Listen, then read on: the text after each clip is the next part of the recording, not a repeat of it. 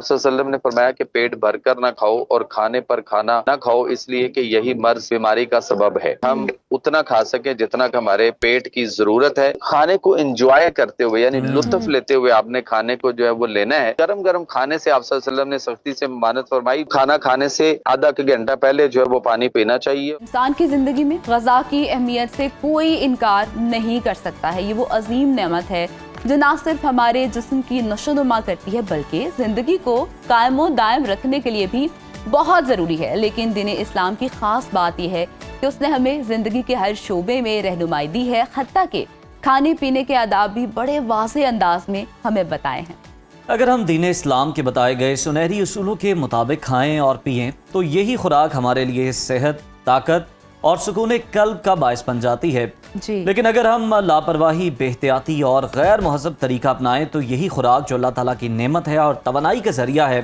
یہ ہمارے لیے بیماریوں اور کمزوری کا باعث بن جاتی ہے۔ بالکل ایسا ہی، اور اسلام میں کھانا کھانے کے طریقے سے متعلق کیا احکامات جاری کیے گئے ہیں، خوراک اور غذا کو کس طرح صحت مند زندگی کی ضمانت بنایا جا سکتا ہے، اسی پر بات کرنے کے لیے ہمارے ساتھ موجود ہیں نیچروپیتھی کے ایکسپرٹ ڈاکٹر جمیل مہروی صاحب۔ ڈاکٹر صاحب آپ کو ویلکم کہیں گے اور ہمیں یہ بتائے گا کہ بچپن سے کھانا کھانا کے آداب ہم پڑھتے آ رہے ہیں مگر اس پر عمل کم ہی دیکھنے کو ملتا ہے۔ سب سے پہلے تو یہ بتائے گا کہ دین اسلام میں کھانے پینے کے جو آداب بتائے گئے ہیں وہ انسانی صحت پر کس طرح اور کتنا اثر ڈالتے ہیں، اور آپ بھی ماشاءاللہ عمرے کے لیے اس وقت موجود ہیں خانہ کعبہ میں، تو آپ کو اس کی بھی بہت مبارکباد ہو۔ جی بہت شکریہ، السلام علیکم، اور سنو ٹی وی کا خاص طور پہ میں مشکور ہوں، اور ہم نبی کریم صلی اللہ علیہ وسلم کی ذات اقدس کو، اسوہ حسنہ کو ہی ہم دیکھتے ہیں کہ آپ صلی اللہ علیہ وسلم نے جو آداب کھانے پینے کے ہمیں بتائے اس کے حوالے سے ہی میں کچھ گزارشات پیش کروں گا تاکہ بیک ٹو نیچر، ہمیں فطرت اور نیچر کی طرف واپس لوٹنا ہے۔ اللہ تعالیٰ نے قرآن حکیم میں فرمایا کہ فطرت اللہ التی فطر الناس علیہا لا تبدیل لخلق اللہ ذالک الدین القیم ولکن اکثر الناس لا یعلمون، کہ یہ اللہ کی پیدا کی ہوئی فطرت، نیچر ہے جس پر اس نے لوگوں کو پیدا کیا۔ اللہ کے بنائے ہوئے میں کوئی تبدیلی، چھیڑ خانی نہ کرنا، یہی سیدھا دین ہے، مگر بہت سے لوگ نہیں جانتے۔ تو جو نہیں جانتے ان تک ہم یہی بات پہنچانے کی کوشش کر رہے ہیں، اور نبی کریم صلی اللہ علیہ وسلم کی حدیث ہے کہ آپ صلی اللہ علیہ وسلم نے فرمایا کہ پیٹ بھر کر نہ کھاؤ اور کھانے پر کھانا نہ کھاؤ، اس لیے کہ یہی مرض بیماری کا سبب ہے۔ کھانے کے آداب اگر ہم دیکھتے ہیں اسوہ حسنہ کے مطابق، تو آپ صلی اللہ علیہ وسلم نے سب سے پہلے تو یہ فرمایا کہ ہاتھ اچھی طرح دھو کر جو ہے وہ آپ کو کھانا کھانا ہے۔ ایون کھانا کھانے کے بعد بھی اگر آپ رات کو کھانا کھاتے ہیں تو کھانا کھانے کے بعد ہاتھ دھو کر آپ جو ہے وہ پھر سوئیں، کیونکہ آپ کے ہاتھ کے ساتھ کوئی سالن یا کوئی چکنائی لگی ہوئی ہو تو آپ کو کوئی بھی چونٹیاں، چوہے یا کوئی چیز کاٹ سکتی ہے، تو اس سے بھی آپ صلی اللہ علیہ وسلم نے ہمیں جو ہے نا وہ تعلیم یا رہنمائی فرمائی ہے۔ پھر آپ نے فرمایا کہ جوتے اتار کر اور بیٹھ کر جو ہے وہ کھانا کھانا چاہیے۔ بیٹھنے کے آداب بھی بتائے گئے کہ ہمارا جو ہے عطیات کی شکل میں بیٹھیں، اور جو ہمارا سیدھی والی ٹانگ ہے اس کا گھٹنا اوپر کو کھڑا ہو تاکہ ہمارے پیٹ کے ساتھ وہ لگا رہے، اور ہم اتنا کھا سکیں جتنا کہ ہمارے پیٹ کی ضرورت ہے۔ اور اس کے ساتھ ایک اور بھی فائدہ ہوتا ہے کہ ہمیں اپینڈکس وغیرہ کا جو ایشو بنتا ہے، اپینڈسائٹس جو ہوتا ہے اور بعد میں اپینڈکس کے آپریشن کروانے پڑتے ہیں، اس سے بھی اللہ کے نبی صلی اللہ علیہ وسلم نے ہمیں بچنے کی بڑی رہنمائی جو ہے بڑی وضاحت کے ساتھ دی ہے۔ اس کے بعد ہے پھر کہ چبا کر کھانا۔ آپ صلی اللہ علیہ وسلم نے فرمایا کہ کھانے کو آرام سے پرسکون اور کھانے کو انجوائے کرتے ہوئے یعنی لطف لیتے ہوئے آپ نے کھانے کو جو ہے وہ لینا ہے، اور چبا چبا کر آرام اور سکون کے ساتھ کھانا ہے کہ آپ اتنا چبائیں کہ کھانا ہے وہ آپ کے یہ جو منہ ہے اس کے اندر سلائیوا ٹائپ بن جائے، یعنی جوس ٹائپ اس کا بنے، پھر آپ اس کو نگلیں۔ اور بہت سارے میڈیکلی اگر ہم اس کو دیکھتے ہیں تو بہت سارے انزائمز ہماری باڈی کے اندر جو ہے نا وہ منہ میں آ کر اس کو جو ہے وہ شامل ہوتے ہیں، اس خوراک کو ویلکم کرتے ہوئے پروٹوکول کے ساتھ لے کر جاتے ہیں، خوراک ہماری ہضم ہوتی ہے، معدہ ہمارا ٹھیک رہتا ہے، جگر ہمارا ٹھیک رہتا ہے، اور بالکل بہت سارے جو ہیں اس کے فائدے ہیں اگر اس پر عمل کیا جائے۔ ڈاکٹر صاحب ذرا یہ بھی کہیے گا کہ حدیث مبارکہ میں آتا ہے کہ پیٹ کو 1/3 کھانے، 1/3 پانی اور 1/3 سانس کے لیے رکھو، اس سنہری اصول کے پیچھے کیا محرکات ہیں، ذرا ان کو بھی ایکسپلین کیجیے گا۔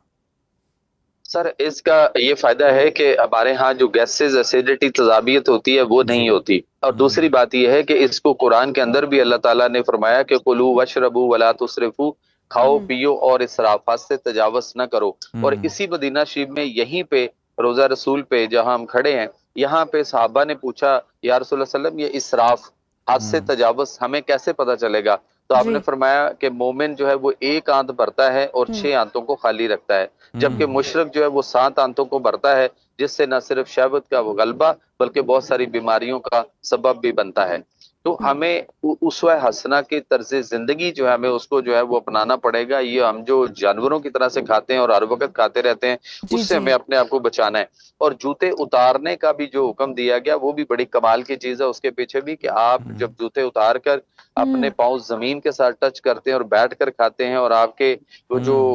نروس سسٹم سے کرنٹ نکلتا ہے اور آپ کی پوری باڈی میں ریفلیکٹ کرتا ہے اور زمین کے ساتھ ارتھ کرتا ہے، اس کا بھی بڑا ضروری ہے. پھر گرم گرم کھانے سے آپ صلی اللہ علیہ وسلم نے سختی سے ممانعت فرمائی، بلکہ آپ صلی اللہ علیہ وسلم کے سامنے جب بھی کھانا رکھا جاتا تو آپ اس کھانے کو جب تک اس میں سے سیک یا دھواں یا بھاپ نکل رہی ہوتی تھی اس وقت تک آپ کھانے کو ہاتھ بھی نہیں لگاتے تھے. اور یہاں اب ہم دیکھ لیں کہ ہم کہتے ہیں کہ روٹی نان جو بھی ہم کھا رہے ہوتے ہیں ہم کہتے ہیں یہ لہندیاں ہونی چاہیے نے. صحیح بات ہے. اور مہروی صاحب اگر آپ اس پر بھی تھوڑی سی کامنٹ ہمیں کر دیں کہ جب ہم کھانے کی بات تو کر رہے ہیں کہ بہت زیادہ کوانٹٹی میں لوگ کھا لیتے ہیں اور سپیس رکھ کے معدے میں نہیں کھاتے، بس کھائی جاتے ہیں دبا کے، پانی پینے کا بھی اسلام نے بیٹھ کر اور 3 سانس میں پانی پینے کی ہدایت کی ہے، اور اس کا سائنسی اور طبی فائدہ کیا ہے یہ بھی کہیے گا. اور جو لوگ کھانے کے فوراً بعد 3 گلاس 2 گلاس پانی پیتے ہیں اس سے بھی اجتناب کا کہا گیا ہے، تو تھوڑا اس بارے میں بھی آپ اگر ڈیٹیلز شیئر کرتے ہیں. جی بالکل. ایکچولی یہ ہے کہ پہلی بات تو یہ کہ بوفے سسٹم کو بھی اجتناب کروایا گیا، کہ بوفے سسٹم جو آج کل ہمارے ہاں بنا ہوا ہے، رواج بنا ہوا ہے. آپ صلی اللہ علیہ وسلم نے ایک وقت میں 1 سالن یعنی سنگل ڈش کی بات کی، پھر صحابہ کے انسسٹ کرنے پر ریکویسٹ کے اوپر آپ نے 2 اور 3 سالن یعنی 2-3 ڈشز کی بات کی اور اس کے بعد اسراف کا حکم فرما دیا. پانی جو ہے وہ کھانا کھانے سے پہلے آدھا گھنٹہ پہلے جو ہے وہ پانی پینا چاہیے اور گرم کر کے چسکیاں لے کر پانی جو ہے وہ پینا چاہیے، چونکہ آپ صلی اللہ علیہ وسلم کی حدیث ہے کہ پانی چسکیاں لے کر پیو. تو چسکی گرم پانی کی آئے گی، تازہ اور ٹھنڈے کی نہیں آ سکتی. اور پھر اس کے بعد جب ہم کھانا کھا رہے ہوتے ہیں تو کھانے کے ساتھ پانی جو ہے وہ نہیں لینا، اور آخر میں تو کسی بھی صورت میں نہیں لینا. اگر کہیں کوئی لقمہ اٹک رہا ہے، کوئی مرچی لگ جائے تو آپ 1 آدھ گھونٹ صرف لے سکتے ہیں، وہ بھی اس صورت میں. ادر دین آپ جو ہے وہ پانی جو ہے وہ کھانے کے ساتھ نہیں لیں اور کھانا کھانے کے 1 گھنٹے بعد جو ہے وہ لینا چاہیے. جمیل صاحب، کھانے کی اگر ٹائمنگ کے حوالے سے بات کریں تو کھانے کے جو اوقات ہیں ان کا انسانی صحت سے کیا تعلق ہے؟ کیا وقت پر کھانے سے واقعی جسم مضبوط رہتا ہے، اور ٹائمنگز کیا ہونی چاہیے کھانا کھانے کی؟ آپ سر ٹائم ایز میڈیسن جو ہوتا ہے نا، وہ میں نے فارمولا ابھی پوری دنیا کو دیا ہے کہ ٹائم ایز میڈیسن. آپ دیکھ لیں کہ رمضان ہمیں 2 ٹائم کھانا کی جو ہے وہ تلقین کرتا ہے، کہ ایک دفعہ صبح ناشتہ اور ایک دفعہ شام کا کھانا ہے. رمضان میں بھی سحری اور افطاری کی بات ہے. جنت کے اندر بھی اللہ تعالیٰ نے 2 ٹائم کھانا کھانے کی بتایا ہے، کہ اللہ تعالیٰ جنت میں بھی جنتیوں کو صرف 2 ٹائم کھانا دے گا، صبح اور شام. ان کو مسلسل ملے گا ان کا رزق. تو بات یہ ہے کہ 3 گھنٹے خوراک ہمارے معدے میں رہتی ہے، 4 گھنٹے چھوٹی آنت میں، 5 گھنٹے بڑی آنت میں، تو 5 4 9 اور 3 12 گھنٹے کا ٹھیک ہے. بالکل آپ صحیح کہہ رہے ہیں مہروی صاحب کہ ہمیں اسلام میں بھی یہ درس دیا جاتا ہے کہ ہم 2 ٹائم کا کھانا کھائیں، اور اس میں بات آ جاتی ہے ظاہر کہ وہ کھانا جڑا کھانا ہے انی نہیں پانی، اعتدال کا دامن روی رکھ کے کھانا کھانے کہ آپ جو بھی 2 پورشن کھانے کے کھا رہے ہیں ان میں اتنا زیادہ فوڈ انٹیک مت کریں کہ وہ پراپر طریقے سے ڈائجسٹ ہی نہ ہو سکے، آپ کاموں پر اس طرح سے فوکس نہ کر سکے. جمیل مہروی صاحب ہمارے ساتھ موجود تھے.